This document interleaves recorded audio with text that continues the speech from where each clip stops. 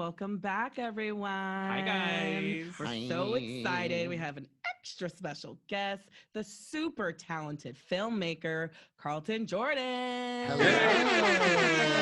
Hi, Carlton. How Hi, are you? super talented. I haven't been called that in years. Stop, Oh, you stop. lying. I call myself that in the mirror every day. Good. As you should. Yes, daily Yeah. information. I've learned that I need to start doing that more. I have Mhm. Post-its that are on my mirror that have all my daily affirmations, like you are beautiful, you are kind, You're worth it. you are worth They it. cover your whole mirror. How are you going to see inside the mirror? I open the vanity. Oh, I have Post-its on my mirror too, but they're in my bathroom where my shower is, and they're kind of dripping. The ink is dripping, so I don't know. So, I don't know if that's a sign Very that it's artistic. all a lie or not. God is like, take those affirmations down. It went from like a very like a positive movie to a horror film, like really quick. I love that. It's like you are worse. Oh, that's funny. Well, Carlton, thank you for joining us today here on Pride the Podcast. So, Carl, go ahead. Oh, no, I was just going to say, so, like, where are you? What's going on? What's the tea? How has your quarantine/pandemic been? I'm in LA. I'm in West Hollywood right now. I can tell by the lighting. Yeah. I can tell by the lighting that you're on the West Coast. Yeah, this is the gay sun. You know, it's The the, gay sun. my skin is popping. Like it's giving me, you know, I'm everything. telling you, melanin is You said you're in Hollywood, was that right? In West Hollywood. In West Hollywood. How's that been? I know it's been lit. It's been kind of mediocre, honestly. Mhm. I was there a month ago, and I was running those West Hollywood streets. I'm surprised. I went to Trunks a lot. Yeah, that's the spot now. You know, I worked in West Hollywood, but I haven't partied in West Hollywood in a while. I like to do a 10 to 15 person maximum event thing. Yeah.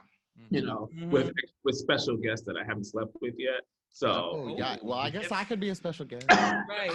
Well, unfortunately, for some of us, it's difficult, but thank you for that in. But Carlton, tell us, how did you come to be? Tell us where your origins were, where you came from, and everything. We want to know.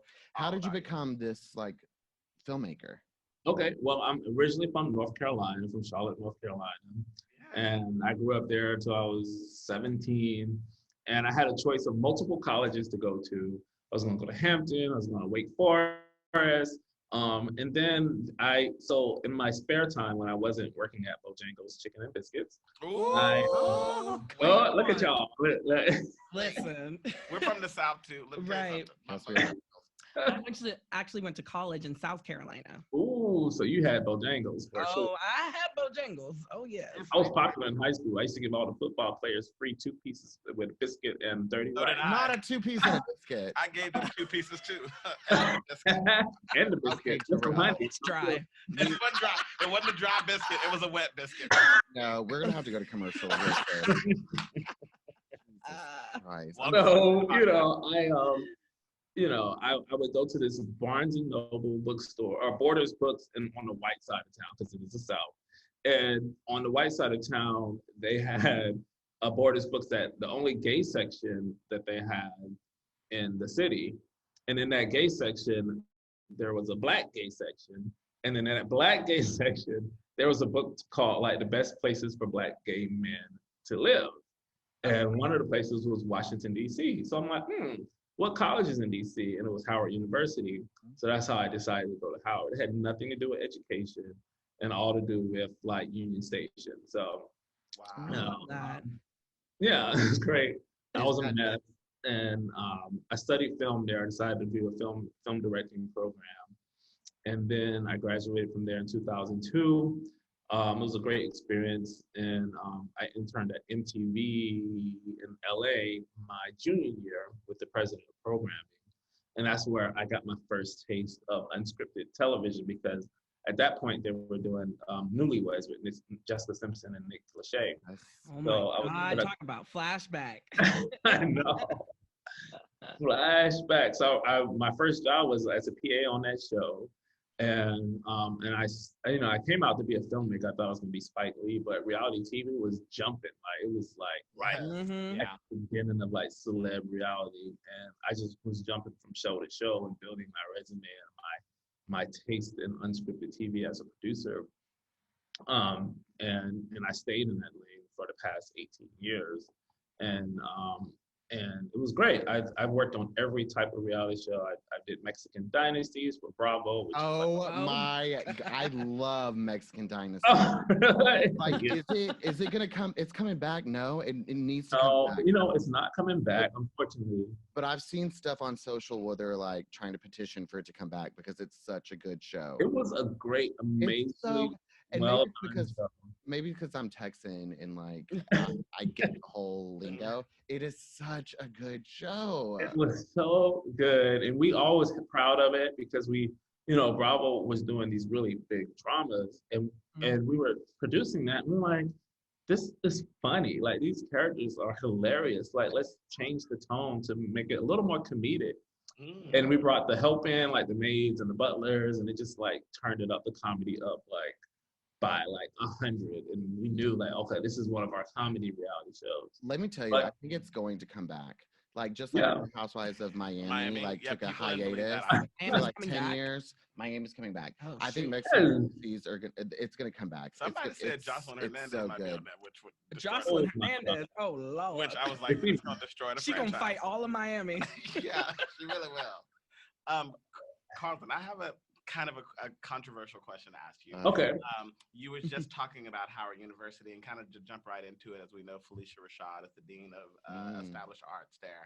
How do Yes. you feel that that's affected her statement regarding Bill Cosby? How do you feel that affected the students there and maybe past graduates? Do you feel like it's supportive, or do you feel like she is going to do the right thing in learning the sex education courses? Well, I think it's very contemptuous. I don't know what the fuck that word means, but that's how I feel. Yeah, no, I Oh wow! Yeah. SAT Come on, prep. SAT word. Your PR person did a great job. You telling definitely went to Howard University. I can tell. I love it.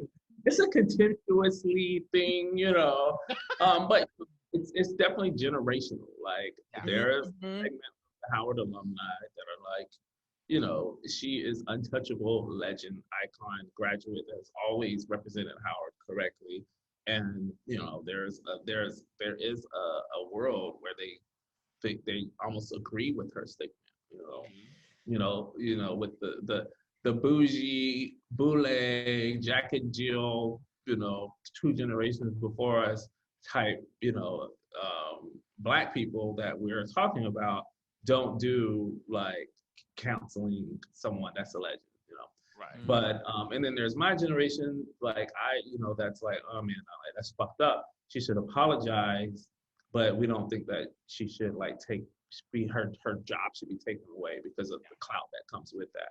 And there's the current students, the Gen Zers that are coming in that are like, fuck her. Like I've never watched the Cosby Show in my life. I don't even know her significance, and she needs to not be here. Right. That's very true. So do you think that it's a generational, obviously that's a factor. Do you think that that's an excuse? As far as what? As far as her words? I don't think it's an excuse for her words at all. I think she should have not said that, and I don't believe in her perspective at all. And it leads to me to a bigger discussion on how she felt for the entire case. It was like, Yeah. it's not like, oh, it's just this one statement for this moment in time.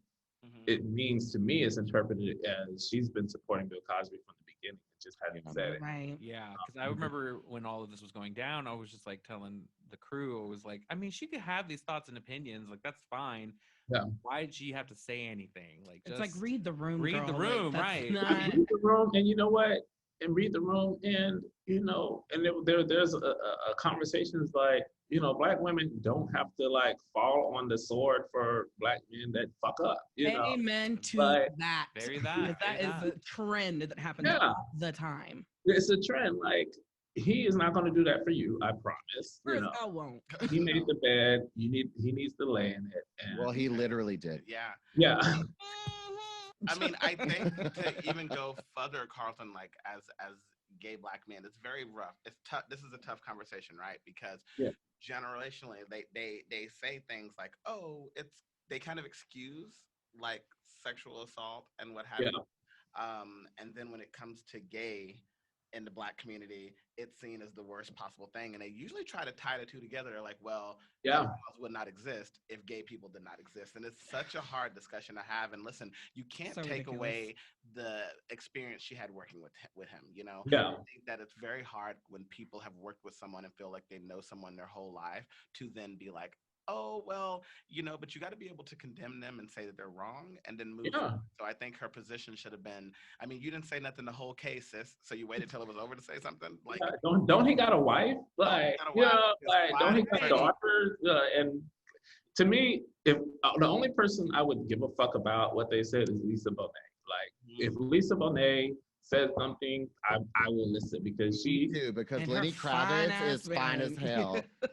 Baby daddy and Kurt, Anything Lisa Bonet wants to say, for sure. Yeah, for yeah. sure, for sure. Just tying it back to Lenny Kravitz. Lenny Kravitz and Jason Momoa. Lenny. Yeah. Well, tying it back to you, because this is Right, about you. right. I want to ask you, so how, like, when did you know you wanted to really be a filmmaker and, like, move away from the reality TV world, as you were saying?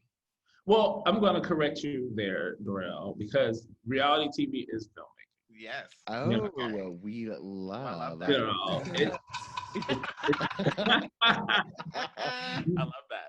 and I'm gonna say this because I started off as a scripted person. I was also a production assistant on the Eve show way back in the day. EVE, Come that on, that EVE. theme song, and also bless up and rest in peace, Natalie DeSalle, because Yes, she was Yeah. fire on that show. That show she was fired on that story, and I saw Jason George's butt, the guy that played her yeah. Eve boyfriend. Like I accidentally walked into his dressing room. Ooh. He was changing. I was like, God damn! Did you take a picture? Can you? see it? No, Oh, brother. I took a mental picture. It comes back every now. Just Can like- you share your mentality with me? Let's just say At least to a bubble. contextually. Okay. We Bubble love a Bubble, bubble. bubble, Yeah, I was like, straight black men have the biggest booties. I'm like, what? Yeah, Why ways. are y'all Such a racist? ways. Morris Chestnut got a real nice one. He done grew it because he did it at one point. He done got He it. got a together. BBL. Yeah. So No, but go ahead. so when early in reality TV and unscripted, like if you all the scripted people and filmmakers, they would look down on us like we were shooting porn or something. And I got uninvited to a lot of rooms and spaces because I was producing unscripted television. And now you see all the filmmakers are doing reality or unscripted projects, putting their name on, big high profile unscripted limited series or whatever, because that's where the money is, and those shits get greenlit like the same day you pitch them. Yeah. Wow. So, as opposed to scripted, it could take years to develop and get a writing room and shoot and all that stuff. So that's why I let people know, like, I'm a filmmaker, like there's storytelling and unscripted. Mhm. But I did actually grow my strength as a writer doing unscripted, because it's no big secret that most of the cast have nothing going on in their lives that's interesting enough to shoot. So people like me that are storytellers have to come in and be like, you know what, let's make my life interesting. What are things that you aspire to do? Who are your best friends? Who are your exes? Who are your former lovers, your future lovers? When's your birthday? When's your anniversary? Do you want to get married? Okay, now we have a fucking show. You're going to get married. Right. Right. You're going to, have a baby, and then you're going to fight your old ex. And then we're going to bring one of your enemies in at a dinner party, and you're going to have your moment. You're gonna Listen, Carlton, we Yeah. have all of that in our friend group here at Try the Podcast. I'm literally telling you, like, this is a show. And if you wanted to, I don't know, produce it, we have a lot of friends that could talk to your friends to get the money. Braden is pitching. Braden has been just- pitching since he opened his mouth. and Right. I'm just I love it. I'm just trying to think, Carlton. I'm just trying to think of your next project. I'm trying to get you an Emmy nom. Hello. well, we know we're going to get you drunk, and, Ooh. No, I'm not that girl. I'm Yeah, not that girl. he You are is that definitely girl. that girl. No, no, no, no, no. Tell me you're that girl. I'm not that girl. Speaking of that, I have a question. Beverly Hills. So what do you think of the current landscape of all the housewife shows? Like, do you feel like they've completely changed from the more organic, so you say, to where they are now? Do you think that they're even more entertaining? And what do you think about the certain push and diversity after, what, 10, 12, 13 years on air? Okay, well, I have multiple things to say about that. One, in reality TV, like when I first started, you had 6 months to shoot a season. You literally, it was true. Like you just followed people around, and in the edit, we would figure out what the storylines were. But since the demand for more seasons had increased, and the turnaround times needed to be quicker, and went from shooting 6 months to 2 weeks, 2 months. Then you didn't have time to just follow what you think might happen. And networks were asking to know what the season was about before you even shot it, because they want to know what they're getting. They want to know that they're getting conflict. They want to know that what's going to happen at the end of the season to each of the characters. So, they brought in story producers and producers like me that interviewed the cast so we could just lay out what they'll be shooting each season. And that was like a nice little hybrid. But as in housewife shows, as they get more popular, their schedules get crazy. They are, they have businesses to run and their time is limited. Got shit to do. So we have to be like, they have to come in and out. Like, you got 30 minutes to shoot this scene because she got to run a restaurant or she got to do this thing. And so it probably feels rushed and forced because we don't have time to live in the scene to let natural, organic things happen. It's like, okay, this is the conversation you're going to have with her about the fight last week. Go. Okay, wrap it up. We got to get to the next restaurant, or the next event. Hair, makeup, wardrobe, blah, blah, blah. Especially with women, it takes a long time just to get that done. That's half the day. Triggered. I'm triggered because Ashley and I used to PA for Love and Hip Hop. Love and Hip Hop. New York. Ooh.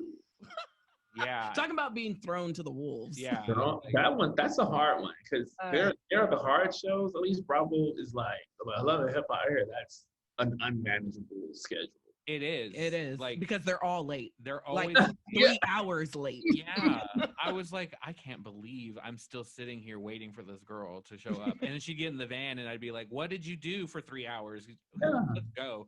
And then it was like, well, it's already midnight. Charles, do I need to go to my next location? Yes, you do. It's like, yeah. Okay. Well, our sister Ashley is also producer for the HBO. And HBO. so, Carlton, I wanted to ask you, like, what has your experience been working with HBO as producer? And Ashley, feel free to chime in. Oh no, this is all you, Carlton. It's okay. So I sold a scripted project to HBO. It's called Love Handles. And I have many of them. I do. They're not even handles anymore. They're like the whole bike. Oh my God. But it's fine. We in thick boy season. Like, I don't know. Okay, Hunter. Pandemic. Popping. Like, what is going on? But no. So on the unscripted side, it's fine because it's a different team and they're really new to unscripted, so they really lean onto the producers that are making it happen for them, their expertise, and they have really good execs on that side. I'm not saying that any other execs are bad, but on the scripted side, it's been difficult because I sold like an hour drama to them, and they just have a lot of notes. They really. When they bring in a show, they're thinking like, who is they? Are you talking about like executives? The executives, yeah. Okay. The executives, we have 2 executives on our show, and the notes that they give, and I get it. Like, we turned a web series, because it started off as a web series, into a 1-hour dramedy for HBO, and they are looking at like Golden Globe, like their 1-hour dramedies are their tent poles. Right. So it's like 6 Feet Under, or even their dramas like The Sopranos and Succession, like their 1-hour dramas are like they're big like tentpole shows. So the writing has to be like elevated. It has to be eligible for some type of Emmys or Golden Globes. Right. So they really push you to the limit. They're very involved, and most of it is great. Most of it pushes me past what think, because sometimes I think nigga budget, you know, it's like, okay, I don't want to do this because it costs too much. And they're like, we're fucking HBO. Write the scene that you want, you know. I'm like, Well, okay.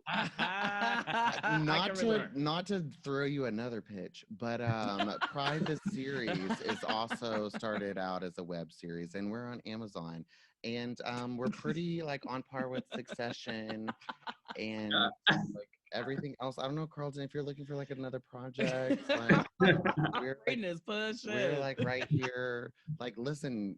Yeah, I mean, I already can tell Ashley is trying to take over. Like, I already can see it. Thank you so much. We quote you on that. We're gonna add you. We're gonna add you to our pitch deck. You're right. We definitely will. So Carlton Jordan said it's cool. Carlton said he's coming on board. What you want to do? This is Emmy worthy. Right. So the writers are getting Golden Globes. Okay. I cannot. No, Carlton, on that though, and I know you're probably going to answer it, probably lead into this. Being a person of color, and being, you know, LGBTQ and pitching to HBO and what have you, how has that been for you in like selling shows? Do you feel like you have to scale back on what you want to tell, or you are able to live authentically in your truth when you're telling it? It's been a hybrid of that. You know, when we pitched Love Handles, we pitched it to multiple networks and production companies. And one production company was me and my writing partner, who's a Black woman, and then my management agency team, who are all Black people. And then we were sitting in front of an Asian executive, and he said, "Oh, you know what? This isn't Black enough for me, like, to our base." Oh, wow! We were like, what does that mean? Yeah. How did you take that? Well, that's when I immediately knew that I wasn't going to partner with them. Like, I didn't even, because I went to Howard, I'm like, I'm not explaining shit. So my writing partner was like, no, we can do this, we can do that. And I was like, I'm not doing anything, because that's not a note. You know, that's not a note about character or story or, anything that has to do with like the script. You're just saying that you want more blackity black shit, and I'm not doing that no matter what your other notes are. Mm-hmm. So, you know, and then they sent a follow-up email. They was like, oh, I didn't mean it wasn't Black enough. I meant it wasn't Black specific. What the fuck is that? What is that mean? All the characters are Black, and me and the writer are Black. Like, what? And they're in South LA. Like, oh. What they want from you is to shuck and jive and to be the quote unquote niggas that they think you are. Yeah. So we were like, no. So I mean, but there are people that do get it. As far as the queer storytelling, I definitely do have to remind people that they, you know, you might feel uneasy about this brand of storytelling, but that's not my problem. Like, as a queer storyteller, my character will be queer characters, and they will be having full lives, full sex lives, full, you know, family. Like, they're not just coming out. Like, none of my stories are about coming out. So, you know, it's like, you have to accept that you might not want to see, you know, what I'm writing, but you wouldn't have a problem with that if it was heterosexual characters. And you just marry that. And see, this leads me to my question. So we here at Pride the Podcast love your web series, Pause. Thank you. Yes. Like, to also be in it. So let me know when you want me to come on board. Let's try to pitch. This is actually a pitch meeting, so. Welcome to the pitch meeting. You've been bamboozled. And right. I have a great character. I'm the pitcher and the catcher. So you can. Oh, well, here we go. That's the catch. Hey, I'm a Prudence pitcher. So. So can you just like very briefly tell our audience like what the show is about and what inspired you to create it? Yeah, I mean, Pause Rise is a web series about a young woman who happens to be HIV positive, looking for love, life, and thriving on the other side of her disease. So it's a romantic comedy centered around a young woman living with the stigma and living in a world where the stigma is still very contemptuous. I keep using that made up word. I love it. I love your PR people. Honestly, I'm gonna put that like on my social media and then contemptuous as put it on your Tinder profile. Not just contemptuous. That's it. But it the light is changing. Golden hour. There's golden hour. But there it is. No, it's not. Okay, there. But so I was inspired by it for multiple reasons. As a queer person, you like the first thing you learn about is dating, and the word HIV is just a part of your journey coming of age because it's just there. Like the first time I came out to someone, they didn't ask me about who have I've ever fallen in love with or been with or what's my personal journey. They were like, "What about HIV?" That's the first thing that came out of my mouth, and that's just the world that we've had to live in. And recently I read an article that the new generation, like Gen Z, there's like a spike in AIDS in the community because they don't remember the time where people were getting HIV and dying of AIDS. HIV is just a disease that people live with and never die from because they've never seen the 80s and the early 90s where someone would catch HIV and die of AIDS. Right. So for the first time in over 15 years, people are dying of full-blown AIDS again. There's this blogger named Nicole Bitchy. She has this blog called XO Nicole also, and she did this wonderful article about this young woman who's 22 and she contracted HIV. And it was actually an inspiring story because she ended up married with kids and living and thriving and living her best life. And the disease didn't stop her from being, the woman that she always wanted to be. I'm like, oh, I've never heard that perspective before, And I didn't want to write another series that had to do with someone gay getting HIV. Not that that isn't an issue still today, but I feel like a different entry point allows for different conversation. Right. Yeah. And I loved that because it was like, everyone is susceptible to this disease, and it's not a gay disease, right? Yeah. Exactly. So I really liked that you told the story from like her perspective, from a woman's perspective, especially a Black woman. Very that, which because I'm like, hello, oh, can a Black woman speak? Can a Black woman? I'm sorry. Wow, Jarrell. Come here, Lily. Yeah. Go ahead, sis. I was gonna say the same thing. Like, I appreciate the perspective from Black women, especially because HIV, the rates in Black women are very high. They're like, the highest. They're the highest, and nobody ever tells that story. And when they do tell it, I believe Tyler Perry told a very. I'm sure. Don't say it.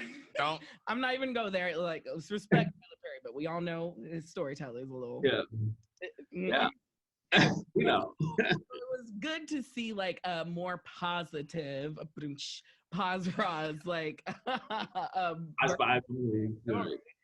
and like I always say, like with PrEP and stuff like that, they always advertise to like just gay men, but I'm just like and I was like, you need to advertise this for everybody, like it's for people, every color, everything. Yeah, and I'm glad that you said that, actually, because it was something that was very important to me.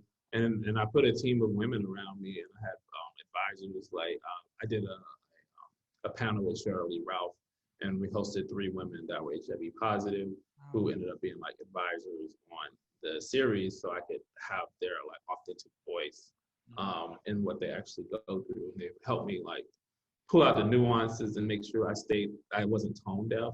Because there was a lot of comedy, and some of the shit was over the top. Right. And I didn't want to be like picking at anything.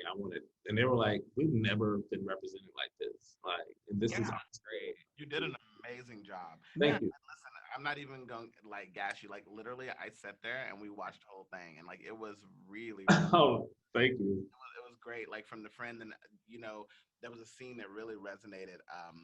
When her friend was attacked when he was going home with and it resonated because we see that we go to gay clubs and we meet people, and if you're more of an effeminate man and you see a masculine type man, you're like, oh, and then it was a trick, and that happens so many times. And that story is also never told. It's really not told from that. You usually know right out the gate that the person's straight and they're struggling.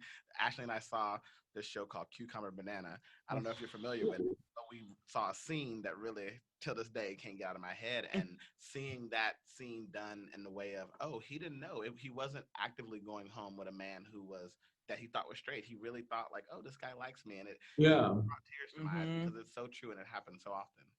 Yeah, it is very true. And sometimes our types, we're drawn to that masculine male who presents as straight. in this day and age, because you read about it on like the apps and everything about how you have a grinder hookup and the person ends up dead, you know, because it's a setup, robbed and left on the side of the road or something like that.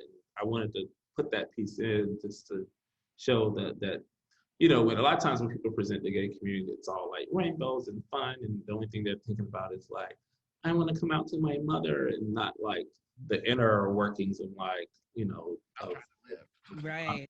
Yeah, and see, that's what also I loved about your show is that it was already grounded in just like we're here, we're queer, this is just our life. It's not Right. yeah.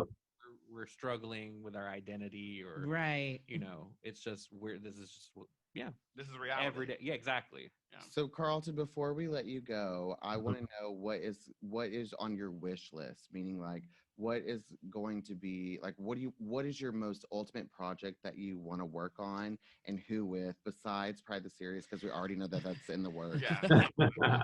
We know that you're already like on board for our season 3. But, like, besides us, like Yes. what's your ultimate project and who do you want to work with? Wow, I mean, that's huge. I have some projects in the works right now. I'm working, I don't even know if I can say it yet, but let me just talk about for me. We get off the air. Yeah. No, I mean, there is a photographer. I love photography, and I love the Harlem Renaissance movement. So there's this photographer named James Mandersley who took all the pictures of Harlem during that time, and he was just the not the, what do you call it? People that keep history, historian. Past historian. Yeah. And documentarian of like the Harlem Renaissance, and he has an amazing story. So like one of my like big epic projects is entering the Harlem Renaissance through this famous photographer called James Mandersley. I love that. Everyone,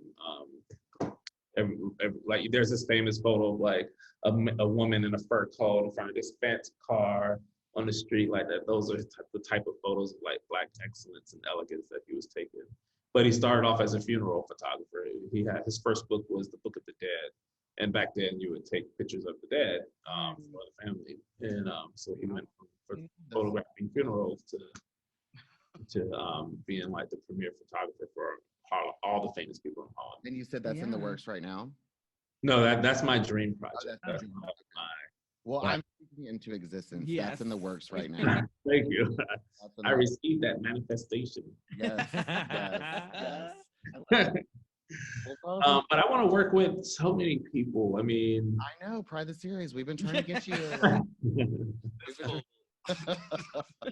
we got the love, the enthusiasm. Right. I'm with it. Who else do you work with? I mean, I like undiscovered people, but I really like Jonathan Majors. I think he's dope.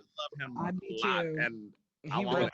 No, he real fine. No, he can really. He's point, but he's also very talented and kind of quirky. I love this woman. I forgot her name, but she's on the morning show. Did anybody watch the morning show? Girl, I was like, yes. Brandon I'm watched obsessed. that. I've watched the first season 5 times. Yeah, so I forgot her name, but she's the Black woman that One of the producers that like had the affair with Steve Carell. yeah, she's the person that affair. She's so like dynamic and she screams on the screen. Actress. She's an amazing actress. So I like working with undiscovered. I mean, if I could write for Viola Davis or Regina King, I would love to write for Angela Bassett.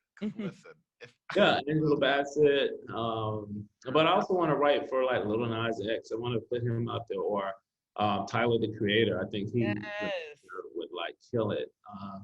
I write. Think of Lil Nas X's new video. I mean, it was. I was like, my mouth was open like the whole time.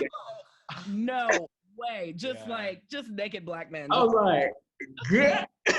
well, The whole time. he did say, I mean, he loves the troll, but he did say today, I don't know if anyone saw, that if you give him at least 200,000 likes, he will release the uncensored video. And I was like, girl, let me y'all talk. gonna like it. New account. Because that was a lot of things. I'm about to buy 200,000 laptops. Is that how it works? Because the things were swinging. Swing and busting. listening. Bussin'. Everybody was greased up. I know it smelled like butter. You know it did. That is I should have been on set. I also wrote Jack Harlow, and I was like, you can get it because post the other day, like he made a post like a couple of weeks ago, and was saying like somebody was like, how much would you take for you to suck a dick? Like $100,000. He said it'll take less than that. He said my waist about chasing a bag, and I was like, because I got $10 right. Hello. I got $10 and a smile. So Like, we should put all of our money together and just line up, you know. Cash App. whatever he needs. Mhm. I love it. Carlton, No, but yeah, I love that video, and I think Lil Nas X is so like pushing. You know. Really? Somebody said he's doing what Fuck. He does not. somebody said he's doing what Todrick Hall thinks he's doing. Yes, I retweeted that today. and I liked it. Literally, when I said the music video, I was like, "This is like what he wants to do." Leave Yeah. Todrick alone. Oh, Brady, come on. Campaigning for Taylor Swift, but that's a whole nother conversation. Oh, and You know, that's what we Adam do. loves Taylor Swift, so Adam he's goes- about to start. But yeah, crying. I'm not about to fight this fight against everyone. He I'll just take it, and I'll You'll take it I'll in listen to stride. her on my headphones. It's all I right. ain't gonna lie. So, Carlton, tell everyone where they can see episodes of Paz Roz and also where they can find you on social media. Okay, Paz Raj, you can watch on YouTube. POZROZ is how you spell it. Just youtube.com/Paz Raj. You can find me on all my social media, Twitter, Instagram, and Facebook if you're still on there. Nobody. You're like Brady. Unless you're Russian. It's all Carlton Jordan. So it's my name on Instagram and Twitter. Awesome. Beautiful. This was really fun. Yes. Carlton, Hey, it's been so lovely much fun. Kiki. I love it. Yeah, it's such a Back to key. We're gonna, when we get back to LA, next time I hit you up when I'm in West Hollywood so we control the streets together. Oh, okay. Pitch deck. Randy. Also, do He's that like, too, swipe, apparently. delete. Right. Braden gonna get the rest of us blocked before we even get on the No, Right. I'm kidding. I love it. So thank you so much, Carlton. Thank you, and we will Carlton. definitely do this again so we can talk more hot topics and about all the reality TV shows. Because And all your success. I can't wait. Oh, thank you. Anytime. This is really fun. So I Congratulations. appreciate you having me also. Yes. Congratulations to everything that you've already achieved, and I can't wait to see what you achieve in the future. Thank you. Oh, and Sweet Life Los Angeles. I was the producer on that, which is Issa Rae's new reality show for HBO. Yes. Oh, word. How we gonna end the show with that? Wait a minute. Now let's. I love that. All right, we're gonna say goodbye, but you Wait. hold on. Yeah, August 19th it airs. If anybody Oh, wants to. we'll be tuning in. I love it. Yeah. Tell everyone where it's gonna be airing. You know, plug It's that. HBO Max, August 19th. Sweet Life Los Angeles. It's about a bunch of young millennials trying to figure it out in South LA. So it's really fun. We will I'm in be it. watching. We love it. I'm in it and For want to be sure. in it. So cannot wait. Okay, Carlton, thank you so much, and Thank definitely you. come back to visit us. Thanks. All right. And Bye. Thank you. Bye. Bye-bye.